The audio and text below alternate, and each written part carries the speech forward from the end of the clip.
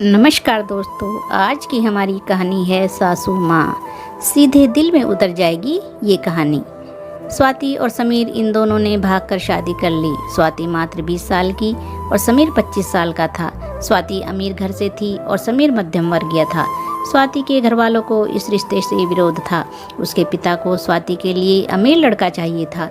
वैसे भी स्वाति के पापा के मुताबिक उसकी शादी करने की उम्र भी नहीं थी।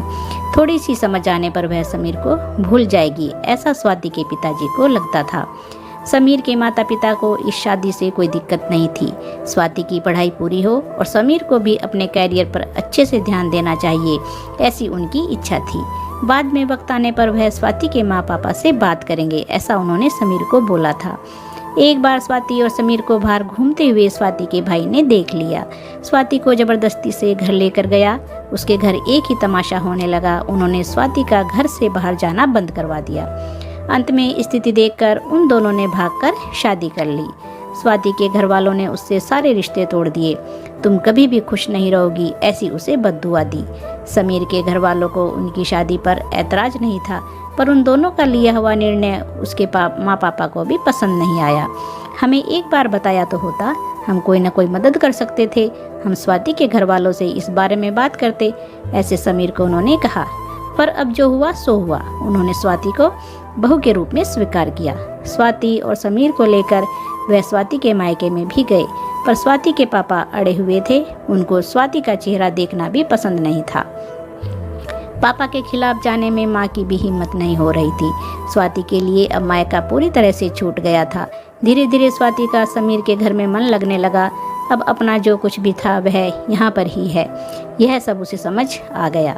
स्वाति बड़े लाड प्यार से बड़ी हुई है। उसे कोई भी काम की आदत नहीं थी। हमें ही उसे सब कुछ सिखाना पड़ेगा। इसकी समीर की माँ को यानी स्वाति की सास को पता था। सब कुछ अच्छा चल रहा था, पर नियति के मन में कुछ अलग ही चल रहा था।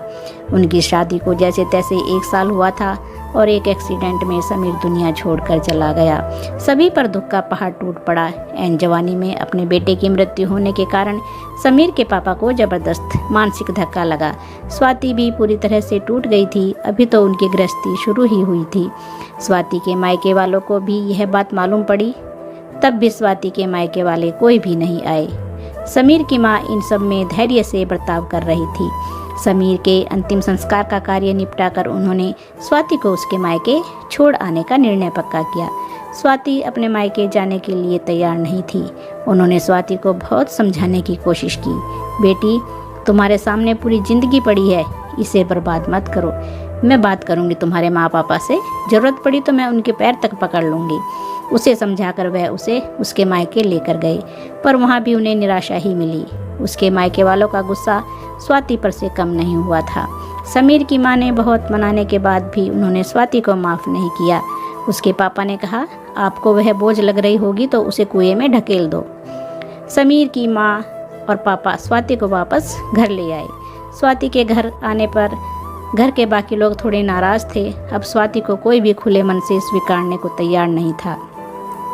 कुलक्षणी, अपशकुनी, पोते को निगल गई मेरे, अब बेटे को भी निगल जाएगी यह, ऐसा बोलकर समीर की दादी मतलब स्वाति की दादी सास उसे ताने दे रही थी।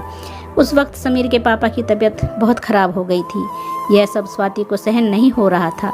उसने ठान लिया कि यहाँ से दूर निकल जाना चाहिए। रात को सब सो जाने के बाद वह निकलने वाली थी, तभी उसकी सास जो जग रही थी, उन्होंने स्वाति को रोका। कहाँ जा रही है, ऐसे पूछा। माँ, मुझे जाने दीजिए, मैं अपशकुनी हूँ। मेरी वजह से यह सब हुआ है। मैं समीर की ज़िंदगी में आती नहीं तो हमारी शादी नहीं हुई होती तो आज वह जिंदा होता। पापा की भी यह अवस्था नहीं हुई होती। मुझे जाने दीजिए, मैं यहाँ नहीं रह सकती। वक्त आने पर आत्महत्या कर लूँगी, पर अब यहाँ नहीं रहूँगी। सच में मेरे यहाँ आने से इस घर की सारी खुशियाँ चली गई। मुझे कोई अधिकार नहीं है यहाँ रहने का। स्वाति रोते रोते सब बोल रही थी। उसकी सास ने उसे पहले शांत किया। स्वाति, तुम दोनों मिले नहीं होते तो, तुम्हारी शादी हुई नहीं होती तो, उस दिन उस ट्रक ड्राइवर ने नशे में गाड़ी नहीं चलाई होती तो, रास्ते पर लोगों ने समीर को वक्त पर हॉस्पिटल में ले गए होते तो, बहुत तो हैं बेटा। और अब वक्त निकल गया है इन सब बातों के विचार करने का। समीर तो मेरा बेटा था। मेरी क्या अवस्था हुई होगी इन सब में, एक बार भी विचार किया क्या तुमने? वह तो चला गया और अब तुम भी छोड़कर चली जाओगी मुझे। स्वाति तुम मुझ पर बोझ थी, इसलिए मैं तुम्हें तुम्हारे मायके छोड़ने नहीं गई थी। तुम्हारे सामने पूरी जिंदगी है, किसी के चले जाने से हम जीना तो नहीं छोड़ सकते।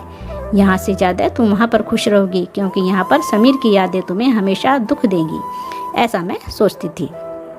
पर जाने दो, जो हुआ सो हुआ। अब तुम अपनी पढ़ाई पूरी करोगी, मैं हूँ तुम्हारे साथ, और इनकी चिंता करने के लिए मैं हूँ ना। सिर्फ तुम्हारा साथ चाहिए मुझे बेटा इस सब में।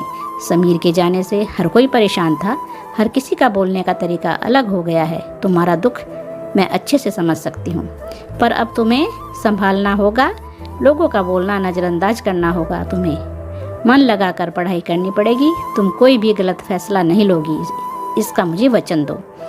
मैंने मेरा जवान बेटा गंवाया है और अब बेटी को नहीं खोना चाहती। सास की बातें सुनकर स्वाति को रोना आया। उसने सास को गले लगाया। माँ, मैं कहीं नहीं जाऊंगी आपको छोड़कर, आप जैसा बोलोगे वैसे ही मैं करूंगी। स्वाति की सास भी मन भर के रोई। आज पहली बार उनका दुख फूट फूट कर बाहर आया। आगे स्वाति ने मन लगाकर पढ़ाई की। बहू नहीं, वह उस घर की बेटी बनी। बहुत सारे ताने, बुरी बातें सुने उसने। हर एक राह पर उसके सास उसके साथ थी। वो दोनों एक दूसरे की ताकत बनी। स्वाति IAS अधिकारी बनी। अब उसे दोष देने वाले लोगों का मुंह बंद हो गया था। स्वाति के मायके वालों को भी ये खबर पता चली। उसके पापा के सिवाय मायके के बाकी लोग उसे पूछने लगे थे। सास ने अच्छा जोड़ीदार चुनकर स्वाति की दूसरी शादी करवाई। शादी के बाद भी स्वाति अपनी इस माँ को कभी नहीं भूली। शासकीय अंतिम काल में भी स्वाति रात दिन एक करके सेवा में हाजिर होती थी। सास के रूप में स्वाति को उसकी ज़िंदगी खरे अर्थ से जीना सिखाने वाली माँ उसे मिली थी।